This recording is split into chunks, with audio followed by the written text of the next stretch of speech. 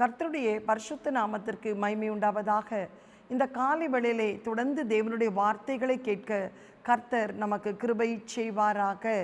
இந்த வாரம் முழுவதும் பலவிதமான பஞ்சங்களை குறித்து தியானிக்க தேவன் நமக்கு உதவி செய்வாராக. லூக்கா சுவிசேஷம் 21ஆம் அதிகாரம் 9வது வசனத்தை வாசிக்கும்போது, யுத்தங்களையும் கலகங்களையும் குறித்து நீங்கள் கேள்விப்படும் போது பயப்படாதிருங்கள், இவைகள் முன்னதாக சம்பவிக்க வேண்டியதே, ஆனாலும் முடிவு உடனே வராது என்றார். அப்பொழுது அவர் அவர்களை நோக்கி, ஜனத்துக்கு விரோதமாய் ஜனமும் ராஜ்யத்திற்கு விரோதமாய் ராஜ்யம் எழும்பும்.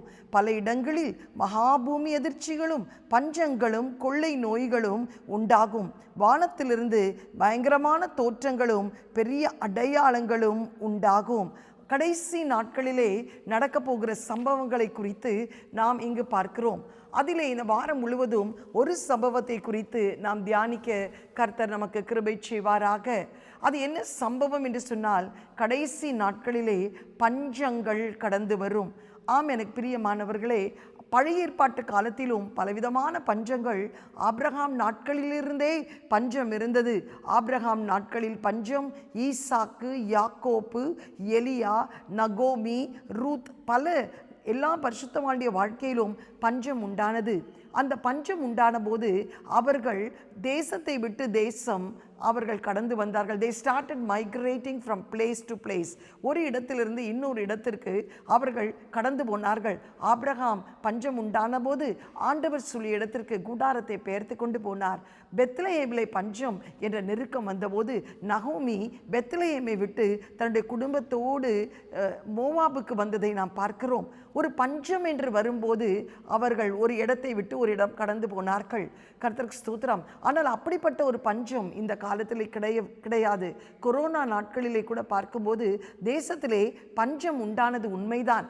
ஆனாலும் ஒவ்வொரு நாளும் ஆகாரம், தண்ணீர் எல்லாமே கர்த்தர் கிடைக்க கர்த்தர் கிருபை பாராட்டினார்.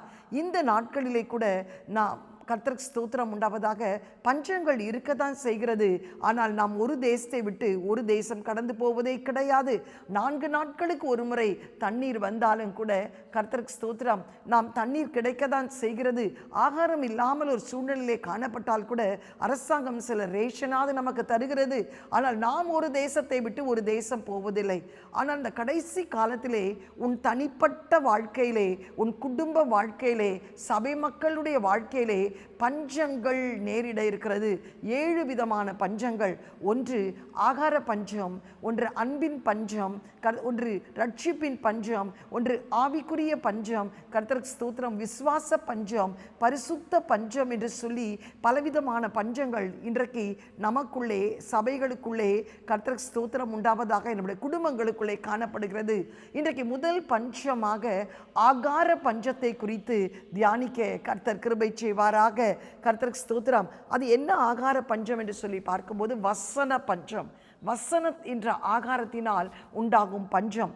ஆமோஸ் 8ஆம் அதிகாரம் 11ஆம் வசனத்தை வாசிக்கும் போது, இதோ நான் தேசத்தின் மேல் பஞ்சத்தை அனுப்பும் நாட்கள் வரும், ஆகார குறைவினால் உண்டாகிய பஞ்சமும் அல்ல, ஜலக்குறைவினால் உண்டாகும் தாகமும் அல்ல, கர்த்தருடைய வசனம் கேட்க கிடைக்காத பஞ்சத்தை அனுப்புவேன் என்று கர்த்தராகிய ஆண்டவர் சொல்கிறார். அப்பொழுது அவர்கள் கர்த்தருடைய வசனத்தை தேட ஒரு சமுத்திரம் தொடங்கி மறு சமுத்திரம் மட்டும், வடதிசை தொடங்கி கீழ்திசை மட்டும் அலைந்து திரிந்து அதை கண்டடையும்படி போவார்கள். ஹல்லேலூயா. இந்த கடைசி காலத்திலே ஆகார குறைவினால் உண்டாகும் பஞ்சமும் அல்ல, தாக குறைவினால் உண்டாகும் பஞ்சமும் அல்ல, வசன குறைவினால் உண்டாகும் பஞ்சம் உண்டாகும். இன்றைக்கு அந்த பஞ்சம் வந்துவிட்டது. வசனம் மிகவும் குறைவாக இருக்கிறது. வசனம் வாசிக்கிறது மிகவும் குறைவாக இருக்கிறது. ஏனென்றால் இன்றைக்கு யூடியூப் மூலமாய், டிவி மூலமாய், பல சேனல்கள் மூலமாய் இன்றைக்கு வசனத்தை கேட்கிறார்கள், அதை ஆன் பண்ணுகிறார்கள். அவர்களுக்கு அது திருப்தியாக இல்லாவிட்டால் இன்னொரு சேனல், இன்னொரு ஸ்பீக்கர் இடத்துல போகிறார்கள். அப்படி வசனம் உங்களோடு கூட பேசுவதை காட்டிலும் அன்றாட வாழ்க்கையிலே ஒவ்வொரு நாளும் நீங்கள் வசனத்தை தியானிக்கும் போது அந்த வசனம் உங்களோடு கூட பேசி உங்களை ஒரு மறுரூபத்தின் அனுபவத்துக்குள்ளே கொண்டு போகும். எனக்கு பிரியமானவர்களே, ஆகார குறைவினால் உண்டான ஒரு பஞ்சம் அல்ல, தண்ணீர் குறைவினால் உண்டாகும் ஒரு பஞ்சம் அல்ல, தாகத்தினால் உண்டாகும் பஞ்சம் அல்ல, இன்றைக்கு வசன பஞ்சம். இன்றைக்கு மக்களுக்குள்ளே காணப்படுகிறது. இன்றைக்கு அது நம்முடைய வாழ்க்கையில வந்துவிடக்கூடாது. இன்றைக்கு நம்ம வீட்டிலே பஞ்சம், வசன பஞ்சம். பக்கத்து வீட்டில் வசனம் வெறுமையா இருக்கிறது. நாம் இருக்கிற சபை மக்களுடைய வாழ்க்கையிலே வசனம் பஞ்சையா இருக்கிறது. வேதம் சொல்கிறது, அந்த வசனத்தை ஒவ்வொரு நாளும் நாம் வாசித்து தியானிக்க வேண்டும். மாடு என்ன செய்யும்? புல்லை நல்லா சாப்பிட்ட பிறகு அந்த புல்லை ஒரு ஓரமாய் உட்கார்ந்து அது அசை போட ஆரம்பிக்கும். அந்த மாடு அந்த புல்லை அசை போட தான் அந்த புல்லானது பாலாக மாறுகிறது. அது அசை போடாமல் நடந்து வருமானால் மாட்டு சாணியாய் தான் மாறிவிடும். அது நமக்கு பிரயோஜனம் இல்லை. இன்றைக்கு நாம் கூட வசனத்தை கேட்கும் போது, வசனத்தை வாசிக்கும் போது, வசனத்தை தியானிக்கும் போது அது ஒரு இடத்திலே அமர்ந்து அதை அசை போட வேண்டும். அதை அசை போடும் போதுதான் when we start meditating the word of God, ஆண்டவருடைய வார்த்தைகளை நாம் தியானிக்கும் போது அது நமக்கு ஞான பாலாய் அது நமக்குள்ளே மாறுகிறது. அந்த ஞானப்பால் நம்முடைய வாழ்க்கையை மாற்றுகிறது, மற்றவருடைய வாழ்க்கையை மாற்ற அது உதவி செய்கிறது. ஏனென்றால் வசனம் எப்படிப்பட்டது தெரியுமா? எபிரேயர் 4:12 வாசிக்கிறோம், தேவனுடைய வார்த்தையானது ஜீவனும் வல்லமையும் உள்ளதாயும் இருபுறமும் கருக்குள்ள எந்த பட்டயத்திலும் கருக்கானதாயும் ஆத்துமாவையும் ஆவியையும் கணுக்களையும் ஊனையும் பிரிக்கத்தக்கதாக உருவ குத்துகிறதாயும் இருதயத்தின் நினைவுகளையும் யோசனைகளையும் வகையறுக்கிறதாயிருக்கிறது. தேவனுடைய வசனமானது இரு கருக்குள்ள பட்டயம். அது உனக்குள்ளே இந்த வசனங்கள் கடந்து போகும்போது அது உன்னுடைய ஊன்கள், நரம்புகள், தசைகளை எல்லாம் ஊடுருவி பாயக்கூடியதாக இருக்கிறது. அது உன்னுடைய எண்ணங்களை வகையறுக்கக்கூடியதாக இருக்கிறது. அதனால் தான் ஒவ்வொரு நாளும் தேவ வசனத்தை நாம் வாசிக்க வேண்டும். படிப்பறிவில்லாதவர்கள் மற்றவர்களை வாசிக்க கேட்க வேண்டும். இப்பொழுது ஆடியோ பைபிள் எத்தனையோ வந்திருக்கிறது. அதை வாங்கி நாம் மெமரி கார்டில் லோட் பண்ணி அதை வாசிக்க நாம் பழக வேண்டும், கேட்க பழக வேண்டும். சங்கீதம் 119:67 சொல்கிறது, நான் உபத்திரவப்படுவதற்கு முன் வழி தப்பி நடந்தேன், இப்பொழுதோ உம்முடைய வார்த்தைகளை காத்து நடக்கிறேன் என்று சங்கீதக்காரன் சொல்லுகிறார். அதே 119:105 உம்முடைய வசனம் என் கால்களுக்கு தீபமும் என் பாதைக்கு வெளிச்சமுமாயிருக்கிறது என்று வேதம் சொல்லப்படுகிறது. கர்த்தருக்கு ஸ்தோத்திரம். இன்னொரு வசனத்தை, எனக்கு ரொம்ப பிடிச்ச ஒரு வசனத்தை வாசித்து காட்ட விரும்புகிறேன். அப்போஸ்தலர் நடபடிகள் 17:11-12 வாசிக்கும் போது, அப்போஸ்தலனாகிய பவுல் பெரேயா பட்டணத்திற்கு ஊழியத்திற்காக கடந்து போன போது அவர் அந்த மக்களை குறித்து சொன்ன ஒரு வாஞ்சை, ஒரு சாட்சி என்னவென்றால், அந்த பட்டணத்தார், எந்த பட்டணத்தார்? பெரேயா பட்டணத்தார் மனோவாஞ்சையாய் வசனத்தை ஏற்றுக்கொண்டு காரியங்கள் இப்படி இருக்கிறதோ என்று தினந்தோறும் வேத வாக்கியங்களை ஆராய்ந்து பார்த்ததினால் தெஸ்லோனிக்கேயில் உள்ளவர்களை பார்க்கிலும் நற்குணசாலிகளாய் இருந்தார்கள். அதனால் அவர்களில் அநேக பேர் கனப்பொருந்திய கிரேக்கரில் அநேக ஸ்திரீகளும் புருஷர்களும் விசுவாசித்தார்கள். எவ்வளவு அழகாய் சொல்கிறது! அந்த பட்டணத்தார், பெரேயா பட்டணத்தார் வாஞ்சியாய் வசனத்தை ஏற்றுக்கொண்டது மாத்திரமல்ல, அந்த வசனம் எப்படிப்பட்டதோ என்று ஆராய்ந்து தியானித்து பார்த்ததினால் தெஸ்லோனிக்கே பட்டணத்தை காட்டிலும் நற்குணசாலிகளாய் மாறினார்கள். இன்றைக்கு நீ ஒரு நல்ல குணம் உடையவனாய் மாற வேண்டுமானால், நல்ல குணம் உடையவளாய் நீ மாற வேண்டுமானால் எது மாற்றும் தெரியுமா? வேத வசனத்தை நீ வாசித்து, வேத வசனத்தை தியானித்து, இந்த வசனம் எப்படிப்பட்டதோ என்று சொல்லி உன் வாழ்க்கையில நீ இதை அபியாசப்படுத்தும் போது நீ ஒரு நற்குணசாலியாய் மாறுவார். ஏன் அப்படி சொல்லுகிறேன் என்றால், எல்லாருக்கும் வசனம் கொடுக்கப்படுகிறது, வசனம் வாசிக்கிறீங்க, கேட்கிறீங்க தான். ஆனா வழியருகே அது விடக்கூடாது, கற்பாறையின் மேல் விடக்கூடாது. நல்ல நிலத்திலே அது விழுந்தால்தான் அந்த வசனம் 30, 60, 100 பலன் கொடுக்கிறது மாத்திரமல்ல, உன்னை ஒரு நற்குணசாலியாய் மாற்றும். அடுத்த வசனம் சொல்லுது, அதனால், பட் வை, அதனால் கர்த்தருக்கு ஸ்தோத்திரம் உண்டாவதாக, கனப்பொருந்திய அநேக கிரேக்கர்கள் அதை அந்த நற்குணசாலையை குணத்தை பார்த்ததினாலே அநேகர் கர்த்தரை விசுவாசித்தார்கள். அந்த நற்குணம் அநேகருடைய வாழ்க்கையில் ஒரு மாற்றத்தை உண்டாக்கினது. எனக்கு அருமையானவர்களே, வசனம் உன்னை மாற்றும். உன் மாற்றத்தின் மூலமாய் அநேகரை மாறும்படி கர்த்தர் கிருபை செய்வார். ஒரு தாத்தா தன் பேரனிடத்தில் சொன்னாராம், கர்த்தருக்கு ஸ்தோத்திரம் உண்டாவதாக. அந்த பேரன் தாத்தாவிடத்தில் கேட்டானாம், எப்போ பார் பைபிளே வாசிச்சுட்டு இருக்கீங்களே தாத்தா, இதில் என்னதான் இருக்குது, உங்களுக்கு என்னதான் புரியுது அப்படின்னு. தாத்தா ஒரு பைபிளை பேரனிடத்தில் கொடுத்து, நீயும் வாசி என்று கொடுத்தாராம். அவன் வாசித்து பார்த்துவிட்டு எனக்கு ஒன்றுமே புரியலை என்று சொன்னாராம். எனக்கு ஒன்றுமே புரியல, ஆனால் நீங்கள் இதை டெய்லி 3 நாள் நான் 3 மணி நேரம்லாம் வாசிக்கிறீங்களே, உங்களுக்கு என்ன இதில் கிடைக்கிது அப்படின்னு சொல்லும்போது அந்த தாத்தா சொன்னாராம், அவங்க வீட்டுக்கு வாசலில் ஒரு பாய்லர் வச்சுருந்தாங்களாம், குளிக்கிறதற்கு தண்ணி சூடாக்குவதற்காக. அந்த காலத்தில் கறி போடுவார்கள், அடுப்பு கறி, அதை போட்டு அந்த தண்ணியை சூடாக்குவார்கள். அது பக்கத்திலே ஒரு கூடை இருந்ததாம், கூடை நிறைய கறி இருந்ததாம். அந்த தாத்தா சொன்னாராம், இந்த கறியெல்லாம் கீழே கொட்டிவிட்டு அங்குள்ள ஆற்றிலே இந்த கூடை நிறைய தண்ணி கொண்டு வா என்று சொன்னாராம். அவன் ஓடி போய் அந்த ஆற்றிலே அந்த கூடையிலே தண்ணி முள்ளும் போது அவன் தாத்தாவிடத்தில் வருவதற்குள்ள தண்ணியெல்லாம் அந்த ஓட்டையிலே கொட்டி விட்டதாம். திரும்ப ஒரு முறை போய் என்று சொன்னாராம், எனக்கு முழு கூடையோடு தண்ணி வர வேண்டும் என்று சொல்லி 3-4 முறை போயிட்டு 6வது முறை சொன்னானாம், தாத்தா இந்த கூடையிலெல்லாம் ஓட்டை இருக்குது, தண்ணி எடுத்தா தண்ணியெல்லாம் கொட்டிடுது தாத்தா அப்படின்னு சொல்லும்போது அந்த தாத்தா சொன்னாராம், இனி நான் போக மாட்டேன் தாத்தா என்று சொன்னாராம். இனி நீ போகவே வேண்டாம் என்று சொன்னாராம். அப்பொழுது தாத்தா சொன்னாராம், முதல் கூடையை நீ அந்த ஆற்றுக்கு கொண்டு போது கூடை எப்படி இருந்தது என்று கேட்டாராம். அந்த தாத்தா அந்த தம்பி சொன்னா, கருப்பாக ரொம்ப கரியாக இருந்துச்சு, இப்போ எப்படி இருக்கிறது, புது கூடை மாதிரி இருக்கிறது என்று சொன்னாராம். அந்த தாத்தா சொன்னாராம், இப்படி தான் நீ வசனத்தை வாசிக்க வாசிக்க வாசிக்க உன் வாழ்க்கையில் உள்ள இருள் நீங்கி உன்னை ஒரு வெளிச்சமாய் கொண்டு வரும் என்று சொல்லி அந்த பேரன் அன்றிலிருந்து வசனத்தை உணர்ந்து வாசிக்க ஆரம்பித்தான். ஒரு நல்ல ஊழியக்காரனாய் மாற்ற கர்த்தர் கிருபை பாராட்டினார். இன்னும் ஒரு வசனத்தை வாசிக்க விரும்புகிறேன். வசனம் வாசிக்கும் போது உங்கள் யோசனைகளையும் நினைவுகளும் வகையறுக்கிறதா இருக்கிறது. வசனம் வாசிக்கும் போது நீ உபத்திரவப்பட்டது நல்லது ஏனென்றால் அந்த வசனங்கள் மூலமாய் அந்த உபத்திரவத்தில் நீ நிலை நிற்பாய். அந்த வசனங்கள் வாசிக்கும் போது அது உன் கால்களுக்கு தீபமும் பாதைக்கு வெளிச்சமாய் இருக்கும். அந்த வசனம் உன்னை நற்குணசாலியாய் மாற்றும்.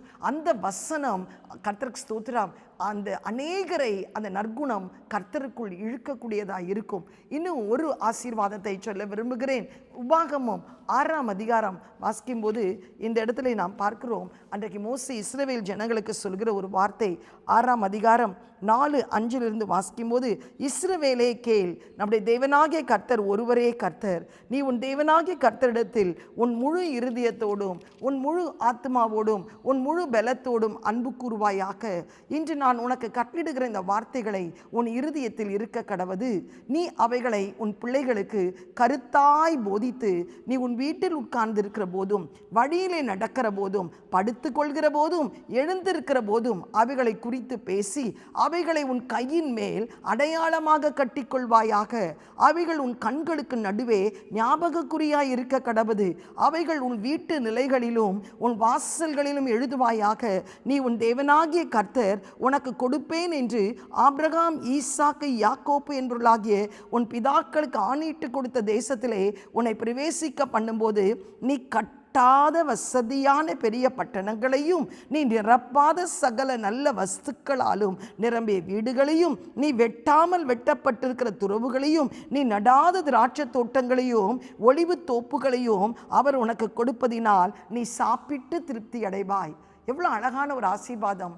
அன்றைக்கு கர்த்தர் சொல்றார் இஸ்ரவேலிடத்திலே, தாய்மாரிடத்திலே, நீ இந்த வசனத்தை உன் பிள்ளைகளுக்கு கருத்தாய் நீ போதிக்க வேண்டும்.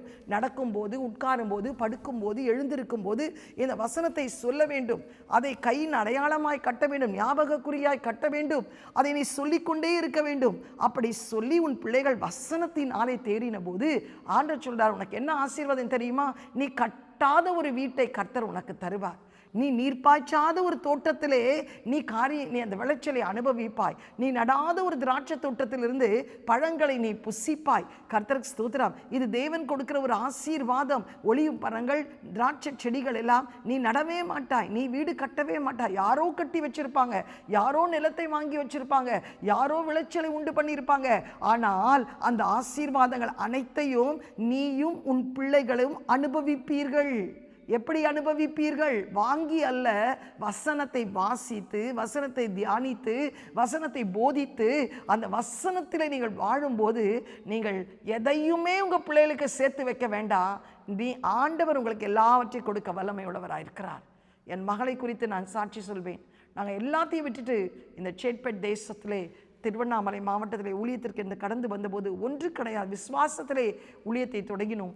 என் பிள்ளை +2ல் நல்ல மார்க் எடுத்து கர்த்தருக்கு மெடிக்கல் சீட் கிடச்சிது. பாண்டிச்சேரி மெடிக்கல் காலேஜில் அவளுக்கு அந்த சீட் கிடைத்து நாங்கள் போகும்போது அவர்கள் சொன்னார்கள் 7 லட்சம் கட்ட வேண்டும். அந்த நாட்களிலே எங்களுக்கு அந்த 7 லட்சம் பணமெல்லாம் கிடையாது. அப்பொழுது என் கணவர், பரவாயில்ல நீ ஜெனட்டிக் இன்ஜினியரிங் படிச்சிரு என்று சொன்னார்கள். ஆனால் ஆண்டவர் எனக்கு ஒரு வசனத்தை கொடுத்தார். நீ காற்றையும் காண மாட்டாய், மழையும் காண மாட்டாய், உன் வாய்க்கால்களை நிரம்ப செய்கிற தேவன் உன்னோடு கூட இருக்கிறார். நீ ஜெபிக்கிறது உனக்கு அரிதான காரியம், கர்த்தருடைய பார்வைக்கு அற்பமான ஒரு காரியம் என்று சொல்லி என் கணவரிடத்தில் சொன்னேன். என் கணவர் மகளுக்கு நிச்சயம் மெடிக்கல் சீட்டை கர்த்தர் தருவார். சரி, டீனை போய் பார்க்கலாம் என்று சொல்லி நாங்கள் போய் பார்க்கும்போது அந்த டீன் யாராக இருந்தது தெரியுமா? என் கணவருடைய கிளாஸ்மேட்டாக இருந்தார், டாக்டர் குணசேகரன் என்று சொல்லி. கர்த்தருக்கு ஸ்தோத்திரம். அவர் என் கணவர் ஒரே பள்ளியில் படித்தார்கள். அவர் ஒரு ஏழ்மையான குடும்பத்தில் பிறந்திருந்தார். ஆனால் என் கணவருடைய தகப்பனார் அவரையும் என் கணவரோடு சேர்த்து படிக்க வைத்தாராம். ஆதலால் ஒரே ஸ்கூல், ஒரே காலேஜ், MMCயில் படித்து முடித்தார்கள். கர்த்தருடைய பரிசுநாமத்துக்கு மகிமை. அவர் சொன்னார், இதோ நான் உன்னை தேடிக்கொண்டிருந்தேன், நீ ஒரு சாமியாராக போயிட்டேன்னு எல்லாரும் சொன்னாங்க. அவருக்கு ஃபாதர் பாஸ்டர்னு சொல்ல தெரியல. சொன்னார், உன்னை கண்டுபிடிக்க வேண்டும் என்று நான் ஆசையாக இருந்தேன். இதோ நீ வந்திருக்க. கட்டி பிடித்து அவர்கள் இருவரும் சம்பாஷித்தார்கள். பின்பு நீ எப்படி இங்கு வந்தா என்று கேட்கும்போது என் மகளுக்கு சீட் கிடைத்திருக்கிறேன்னு சொல்லும்போது அவர் அந்த கார்டை வாங்கி வைத்துவிட்டு உன் மகளை நான் படிக்க வைப்பேன் என்று சொல்லி அந்த 4 வருடங்களும் என் மகளை அவரே படிக்க வைத்தார். இன்டர்ன்ஷிப்போடு கூட கர்த்தருக்கு ஸ்தோத்திரம் உண்டாவதாக. திரும்ப அவளுக்கு PG படிக்கணும், கைனகாலஜிஸ்ட் படிக்கணும்னு ஆசை, MS OG படிக்கணும்னு. அதுக்கு PhD கோயம்புத்தூர் மெடிக்கல் காலேஜில் சீட் கிடச்சிது. அப்பவும் எங்களிடத்தில் பணம் கிடையாது படிக்க வைக்கிறதுக்கு. என்னுடைய மகளுடைய கிளாஸ்மேட், அவளுக்கும் ஜென்ரல் சர்ஜரி கிடச்சிது. அவளுடைய தாயார் கர்த்தருக்கு ஸ்தோத்திரம் VCare என்று சொல்லி ஒரு பெரிய ஸ்தாபனத்தின் நிர்வாகி. அவர்களுக்கு கிரேஸ் என்றால் ரொம்ப பிடிக்கும். அவர்களும் தன் மகளுக்கு ஃபீஸ் கட்ட வந்திருந்தார்கள். அவள் தன் மகளுக்கு கட்டிவிட்டு கிரேஸ்க்கு சேர்ந்திருக்கிறாளா என்று கேட்கும்போது இல்லை, எங்களால் கட்ட முடியல, நெக்ஸ்ட் இயர் பார்த்து கொள்வோம் என்று சொல்லும்போது அவர்கள் என் மகளுக்குள்ள 3 இயர்ஸ் ஃபீஸையும் கட்டி படிக்க வைக்க கர்த்தர் கிருபை பாராட்டினார். இன்றைக்கு வசனத்தை ஏன் சொல்கிறேன், என் மகளுக்கு சிறு வயதிலிருந்தே என் கணவர் ஸ்தோத்திர பலி, டெய்லி பிரெட், பைபிள் அவருடைய பெட் அருகே வைப்பார்கள். அதை படித்துவிட்டு தான் அவர் கீழே இறங்க வேண்டும், முழங்காலில் நின்று ஜெபிக்க வேண்டும். இப்பொழுதும் அந்த பழக்கம் என் மகளுக்கு உண்டு. கர்த்தருக்கு ஸ்தோத்திரம். அந்த வசனத்தை சொல்லி கொடுத்தோம். வசனம் அவளை இன்றைக்கு ஒரு MS கைனகாலஜிஸ்டாய் OG பண்ணி அவள் இன்றைக்கு நல்ல ஒரு ஸ்தாபனத்தில் பணிபுரியும்படி கர்த்தர் கிருபை செய்தார். இன்றைக்கு உங்கள் பிள்ளைகளை படிக்க வைக்க முடியவில்லை என்று கஷ்டப்படாதீர்கள். வசனத்தை சொல்லுங்கள், வசனத்தை போதியுங்கள், வசனத்தை படித்தாயா என்று கேளுங்கள், குடும்பமாய் வசனத்தை தியானியுங்கள். கர்த்தர் உங்களுக்கும் இந்த ஆசீர்வாதங்களை தர வல்லமை உள்ளவராய் இருக்கிறார். கர்த்தருக்கு ஸ்தோத்திரம். வசனம் உங்கள் வாழ்க்கையை மாற்றும். வசனம் உங்கள் யோசனைகளை வகையறுக்கிறதா இருக்கும். நீ உபத்திரவப்படும் போது வசனம் உன்னை தாங்கும். உன் கால்களுக்கு அது தீபமாய் இருக்கும். உன்னை ஒரு நற்குணசாலியாய் மாற்றும். அந்த நற்குணசாலி நிமித்தம் அநேகர் கர்த்தருக்குள் வருவதற்கு அது ஒரு சாட்சியாய் இருக்கும். அது மாத்திரமல்ல, கர்த்தருக்கு ஸ்தோத்திரம் உண்டாவதாக. நின் பிள்ளைகளை வசனத்தை கொடுத்து தியானிக்கும் போது நீர் கட்டாத ஒரு வீட்டையும் நடாத ஒரு திராட்சை தோட்டத்தையும் நீர் பாய்ச்சாத ஒரு தோட்டத்திலே ஒளிவு பழங்களையும் புசித்து சாப்பிட்டு திருப்தி அடையும்படி இந்த காரியங்கள் கைகூடி வரும். இது எப்படி கிடைக்கும் தெரியுமா? வசனத்தினால். பிள்ளைகளை படித்தாயா என்று கேட்பதற்கு பதிலாக வசனத்தை தியானித்தாயா என்று சொல்லி குடும்பமாக ஒவ்வொரு நாளும் வசனத்தை தியானிங்கள். பெரேயா பட்டணத்தை போல் மனோ வாஞ்சியாய் அதை ஏற்றுக்கொண்டு எப்படி இருக்கிறதோ என்று சொல்லி நீங்கள் தியானிக்கும் போது ஒரு பெரிய மாற்றம் உங்கள் குடும்பத்திலே கடந்து வரும். ஆனால் அந்த வசன பஞ்சம் உங்களுக்குள்ளேயோ உங்கள் குடும்பத்துக்குள்ளேயோ உங்கள் பிள்ளைகளுக்குள்ளேயோ உங்கள் சபைக்குள்ளேயோ வராதபடி காத்துக்கொள்ளுங்கள். கண்களை மூடி ஜெபிப்போமா? எங்களை அதிகமாய் நேசிக்கிற பரிசுத்த பிதாவே, இந்த காலை வேளையிலே கொடுக்க தாவே, இந்த கடைசி காலத்திலே பஞ்சங்கள் ஏற்படும் என்று சொன்னீரப்பா. அதில் விசேஷமாய் பல காரியங்களை சொல்லியிருந்தீர். அதிலே பஞ்சம், வசன பஞ்சத்தை குறித்து தியானிக்க இன்றைக்கு நாங்கள் கிருபை செய்திருக்காய். ஸ்தோத்திரம்.